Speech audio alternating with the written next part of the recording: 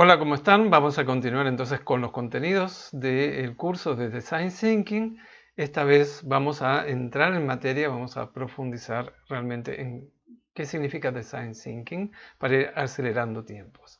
Quiero hacer un pequeño repaso breve de lo que vimos en el último encuentro, empezar siempre por preguntarnos cuáles son las necesidades humanas que están satisfaciendo nuestros proyectos, nuestros programas, nuestras políticas. Vimos el modelo económico planteado por Max Neff, donde veíamos que había una absoluta coincidencia entre la manera de interpretar y analizar la economía de este economista chileno con las necesidades que suele satisfacer el campo de la cultura. ¿Sí? Entonces, cada proyecto que podamos iniciar debería estar respondiendo, además de los objetivos específicos, a estas dimensiones. Vimos también por qué la necesidad de innovar, la innovación como una manera de abordar la incertidumbre que nos genera todas las realidades que estamos viviendo que tienen que ver con el paso entre eras por los cambios civilizatorios, lo cual está trayendo nuevas narrativas en todo sentido, nuevas tecnologías, nuevos saberes que tienen que ver con lo tecnológico también, nuevos imaginarios vinculando lo tecnológico y nuevas formas de vincularnos y por supuesto de hacer y de producir. Entonces, frente a esta situación, toda la novedad que nos trae todo esto, necesitamos innovar. Sabemos que la innovación la aplicamos cuando no sabemos qué hacer, ¿sí? Por eso decíamos que este es un curso de qué hacer cuando no sabemos qué hacer, ¿sí? Cuando la información del pasado no nos sirve, cuando no hay caminos, cuando no hay certezas, cuando ni siquiera sabemos por dónde empezar, echamos mano de la innovación. Innovación, por lo tanto, es liderar hacia lo desconocido, hacia lo que no existe todavía. Eso implica mucha exploración, mucha investigación, menos planificación, porque sabemos que la planificación de hoy pasado mañana ya es obsoleta. Entonces se trata de gestionar con lo que llamamos criterio de incertidumbre, convertir la incertidumbre en certidumbre, y para eso tenemos herramientas, abordajes como el que estamos viendo ahora. ¿Cuál es la forma tradicional de desarrollar un proceso, un proyecto, un producto, un servicio? Normalmente desde la organización, sea una empresa, sea el Estado, se piensa en términos de cuál va a ser la mejor solución para una necesidad detectada, se desarrolla entonces un plan, se lo lleva a cabo, se ejecuta, se elabora esta solución, se hacen los testeos pertinentes y recién ahí entonces se lleva la solución al ciudadano en este caso, al cliente en el caso de las empresas. Esa es la manera tradicional. ¿Qué pasa con esto? Bueno, primero que tenemos un desfase entre lo que nosotros pensamos y entendemos que está pasando ahí afuera y lo que realmente está pasando. Segundo, que el ciudadano, el consumidor, el cliente, el público ha cambiado su funcionalidad. Por lo tanto, no podemos seguir generando respuestas de la misma manera que lo veníamos haciendo. Si no, miren este ejemplo. En el ejemplo lo que vemos es el diseño que ha hecho el arquitecto y la experiencia del usuario. ¿Sí? Si el arquitecto hubiera analizado primero cuál es el comportamiento del usuario, seguramente se hubiera ahorrado un montón de material en esa forma en que diseñó. Algo similar pasa en el siguiente caso que todos conocemos, la famosa botellita de ketchup, que siempre hay que estar dar la vuelta, golpeándola, se desparrama el ketchup para todos lados, observando desde el design thinking, ahora sí, cuál es el comportamiento, la experiencia, el modo de relacionarse del usuario con el objeto, es que se rediseña, se innova y se da vuelta la botella, y eso ha sido la gran innovación en este tipo de empaques. Viendo todo esto, un señor llamado Tim Brown, hace ya 30, 40 años atrás, desarrolla este concepto de Design Thinking, que él plantea que se define como un abordaje que nos permite generar valor por medio de soluciones innovadoras, ¿sí? Basadas, y esto es lo importante, basadas en las necesidades del usuario, del ciudadano, del cliente, del beneficiario. ¿Sí? El punto de partida entonces es observar, entender, comprender cuáles son esas necesidades, cómo es su vinculación con la propuesta y a partir de ahí desarrollar las soluciones. No al revés como estamos habituados. Lo que estamos viendo es el modo esquemático en que generalmente se presenta el modelo de Design Thinking.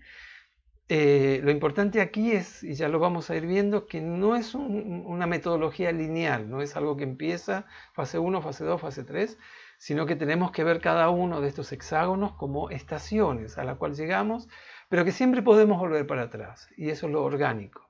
Que si yo empiezo en la parte de empatía, que ahora vamos a ver, hago el recorrido, llego a la parte de ideación, y en teoría debería seguir a la siguiente fase, pero no, si yo llego a la ideación, puedo volver para atrás y decir, no entendí, tengo que volver a empezar.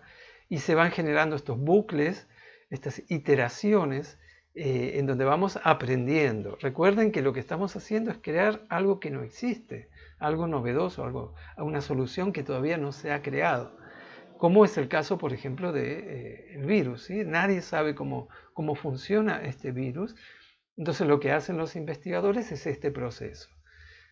Prueban con esta molécula, prueban con esta proteína, prueban con esta vitamina y van generando prototipos y van probando. Y de toda esa ideación, de todo ese proceso, finalmente va a llegar un punto en que van a encontrar la vacuna y esa es la manera en que nosotros debemos operar cuando estamos innovando. Atención, no cuando estamos planificando. Ya vimos en el primer encuentro la diferencia entre planificar e innovar. ¿Sí? La innovación es cuando no sabemos qué hacer, no tenemos soluciones, etc.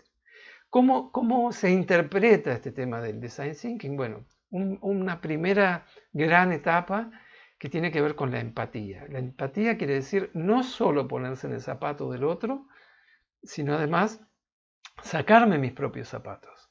¿Sí? Y entender, sentir, comprender a través de la mirada, a través de la vivencia del usuario. Y en este momento yo no estoy buscando soluciones. ¿Sí? Atención a esto, porque tenemos el hábito de decir, bueno, está este problema, bueno, ¿qué soluciones le damos? No, aquí es diferente. Aquí nos vamos a concentrar en la comprensión de la problemática, en cómo el destinatario de nuestra solución se vincula, cómo interactúa, si es un objeto, cómo lo usa, si es un servicio, qué dificultades tiene, si es una experiencia, bueno, qué le gustó, qué no le gustó, etc. Pero vamos primero a buscar entender, empatizar, comprender, para poder ahora pasar a la siguiente estación, que es definir. ¿Sí? Con ese cúmulo de información que tenemos, que hemos creado a partir del diálogo con el usuario, entonces vamos a definir el problema. Ahora sí, bueno, el problema es este, se comporta así por esta y esta causa. Y tenemos certezas, ya hemos creado un poco de certidumbre. Lo que no tenemos todavía es la solución, ¿se entiende? Y no me importa, porque en este momento lo que quiero es entender el problema. A partir de entender el problema es que voy a pasar, entonces sí, ahora a la siguiente fase, que tiene todo que ver con la creatividad, que es generar ideas. ¿Sí? No estoy generando soluciones todavía, estoy generando ideas para encontrar la solución. ¿Se entiende? Es diferente. Entonces voy a estar con mi equipo trabajando en función de todo lo que estuve analizando, aprendiendo, observando. Y atención, porque el cliente, el usuario, el ciudadano, está sentado conmigo en la mesa de diseño. ¿Sí? No es alguien a quien voy, le pregunto y me olvidé de él. No, va a formar parte de mi equipo de trabajo. ¿Sí? Porque es quien está vivenciando. Recuerden la botellita de ketchup, recuerden el camino en diagonal, que es la experiencia del usuario. ¿Sí? Entonces yo necesito esa voz a medida que voy desarrollando las soluciones, que voy generando ideas para encontrar la solución. Necesito la voz del usuario, la voz de quien realmente está padeciendo el problema, si es un problema, o puede ser también una oportunidad. ¿Sí? Entonces, una vez que ya generé muchas ideas, que va a ser el tercer video que vamos a hablar sobre este tema, vamos a generar, digamos a decir, vamos a prototipar, vamos a experimentar con esta solución. Vamos a concentrar todas estas ideas que generé en una idea posible y voy a generar una simulación. No voy a estar todavía aplicando la solución, porque no sé si funciona.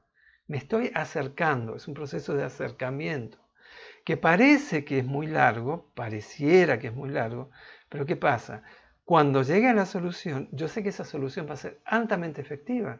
Entonces, mis tiempos de la aplicación y todo lo que va a ocurrir después se van a cortar muchísimo, ¿sí? No voy a tener ese desfase entre la solución y el descontento del usuario porque lo que le estoy ofreciendo no le sirve. ¿Se entiende? Entonces, con la práctica, estos procesos se hacen cada vez más ágiles, más rápidos. ¿Sí? Al principio parece muy lento porque hay que prototipar y las ideas no. Realmente esto ha demostrado, o sea, piensen ustedes que todas las grandes empresas, medianas, pequeñas, que están liderando sus mercados en este momento, usan esta metodología, este abordaje. Quiere decir que si la empresa lo usa y lo que quiere la empresa es ganar plata y esto le sirve, ¿cuánto más nos sirve a nosotros en el campo de la política pública? Bien, con la creatividad lo que hice es generar muchas ideas para encontrar la idea que me va a llevar a la innovación. ¿Recuerdan el primer encuentro? Pensamiento divergente, luego vamos al pensamiento convergente ahora. Vamos a generar un prototipo, vamos a seleccionar, vamos a hacer una simulación, vamos a experimentar, ¿sí? Prototipamos, exponemos a nuestro usuario, a nuestro ciudadano, a la idea y vamos aprendiendo de ese uso, cómo lo usa, qué dificultades tuvo. Si es una app, por ejemplo, para el celular, encontró fácilmente los botones, entendió las consignas, sabe por dónde navegar, pero eso lo hacemos con papelitos, no lo hacemos con un software real. Vamos simulando las pantallitas y cuando el usuario toca simuladamente en un botón, le damos la pantalla que corresponde y vemos cómo reacciona. Con toda esa información, recién ahí vamos a ejecutar, recién ahí vamos a diseñar. Efectivamente, viene el equipo de, en el caso de software, de programadores y lo realiza. Y volvemos, ¿sí? En computación se dice, en programación se llama, estamos en beta constante, ¿sí? El estado beta es el estado de experimentación constante. ¿Se entiende? Entonces, otra manera de verlo es, de manera más lineal, aprendemos, conocemos a nuestros usuarios, definimos y limitamos el marco de acción, ¿sí? Estamos en proceso de diálogo, de investigación, de indagación y vamos a ver en el siguiente video cuáles son las herramientas. Vamos a generar muchísimas ideas, ¿sí? Es el momento de el torbellino de ideas para descartar las que no nos van a servir y sacar la idea que nos va a llevar al prototipo. Puede ser en papel, puede ser en cartón, ya vamos a ver cómo se arman los prototipos y de acuerdo a la confrontación con el usuario vamos a evaluar y a implementar. Atención, porque como dije antes, empatizar no es ponerse en el zapato del otro solamente, es sacarme mis propios zapatos, es entender el problema desde la perspectiva de quien lo padece, de quien lo vive. ¿Sí? Para eso tenemos que conocer a estas personas, su entorno, saber que son seres humanos que tienen necesidades, y recordemos el campo de necesidades de la cultura, observar, escuchar, involucrarse, aprender. ¿Quién es el usuario? ¿Qué le está pasando? ¿Cómo se comporta? ¿Qué le importa a esa persona? Un pequeño ejemplo, voy a presentar una imagen y les voy a pedir a cada uno de ustedes que piensen cómo resolverían esta situación. ¿Qué es lo que ustedes ven aquí? ¿Sí? Lo que vemos en pantalla entonces es una situación de aula, pero en un entorno abierto. ¿Sí? Están los niños, al fondo vemos otro grupo y al fondo otro más. ¿Sí? Esa es aparentemente la escuela donde están aprendiendo. ¿Cómo mejorarían ustedes esto? ¿Cómo mejorarían desde su banco de datos? ¿Cómo piensa que se puede mejorar esta situación? Y aquí hay dos opciones. ¿Sí? Muchos van a pensar la solución que les voy a mostrar ahora, otros pensarán otras soluciones. Generalmente, muchas veces, se piensa en este tipo de soluciones. ¿Sí? Vamos a construir una escuelita donde tengan aulas, donde tengan sillas, donde puedan sentarse, bla, bla, bla, bla. Bien, estamos recurriendo a nuestra base de datos, estamos recurriendo a mi experiencia, mi conocimiento, pensando que esa es la mejor solución para esos niños. Buscamos soluciones en lo conocido, pero no sé si se han preguntado estas personas si esa clase está funcionando así como está. ¿Y qué pasaría si los niños de pronto los encerramos en un cuarto cuando están habituados a aprender en medio de la naturaleza? ¿Sí? No estoy diciendo que el aula no sirva, estoy diciendo que probablemente ese modelo de aula, en ese contexto, Bueno, no sé si va a funcionar, porque no es el punto de partida además. Lo que dice el Design Thinking es, hey, siéntate con los niños a escuchar la clase, habla con el maestro, mira la clase desde la perspectiva del maestro, pregúntale a los niños cómo se sienten, ve a la familia, habla con la familia, cómo le están aprendiendo los niños y ármate entonces un conjunto de conocimientos basados en esa realidad para a partir de ahí generar ideas que puedan mejorar esa situación y aportar una innovación a esta clase. ¿Se entiende? Esa es la gran diferencia entre el Design Thinking, que pone el foco en las personas y sus necesidades y sus modos de resolver los desafíos.